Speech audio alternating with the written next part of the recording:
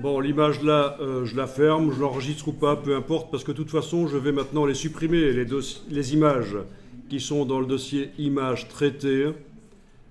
Je les sélectionne et je les supprime parce que on va voir comment faire en sorte de faire un traitement par l'eau sans devoir intervenir manuellement. Et donc, c'est ce qu'on avait dit. Il faut qu'elle soit au départ au format Photoshop si je dois créer des calques avec. On peut automatiser ça aussi. Alors, vous allez créer un nouveau dossier.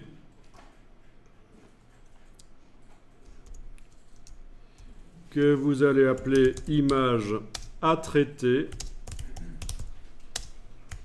Et il faut indiquer dans le nom du dossier qu'elles sont en PSD. Donc, dans ce dossier-là, je vais mettre les images à traiter, mais en version PSD, parce que pour l'instant, elles sont en version JPEG. Et ça pose des problèmes. Donc, en fait, une bonne chose à faire quand vous devez appliquer un script, c'est systématiquement d'abord transformer les images en PSD. Quand on n'en a qu'une seule ou deux à transformer, ça va. Quand on en a des centaines, il faut utiliser un script pour le faire. Alors le script qui transforme les JPEG en PSD, il peut être fait manuellement, mais il y a déjà quelque chose qui existe dans Photoshop pour faire ça. Donc on va utiliser ce qui existe déjà. Alors, vous allez dans Fichier, Script, et vous avez le processeur d'image qui est prévu pour ça. Fichier, Script, processeur d'image.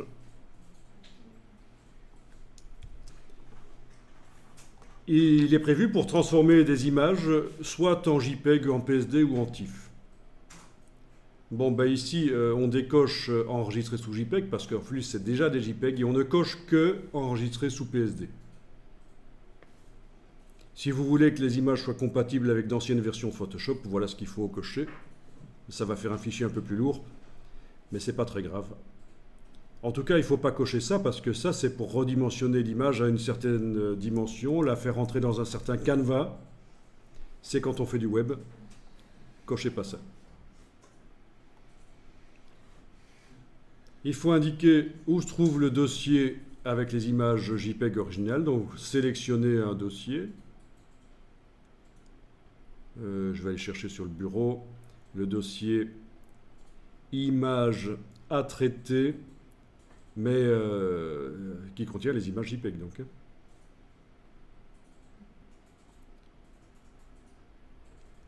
S'il y avait des sous-dossiers, je cocherais ça, bien sûr. Ensuite, pour ce qui est de l'emplacement où on va enregistrer, vous choisissez cette option-là. Sélectionnez un dossier. Et vous sélectionnez image à traiter en PSD. C'est un dossier vide actuellement, mais on va y envoyer des versions PSD, c'est ça qu'on est en train de faire.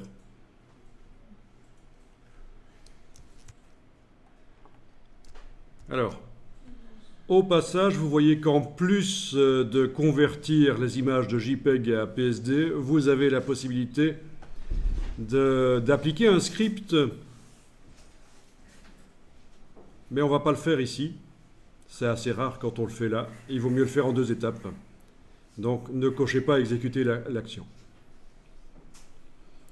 Bon, ben là, je pense qu'il suffit de cliquer sur exécuter et ça devrait fonctionner.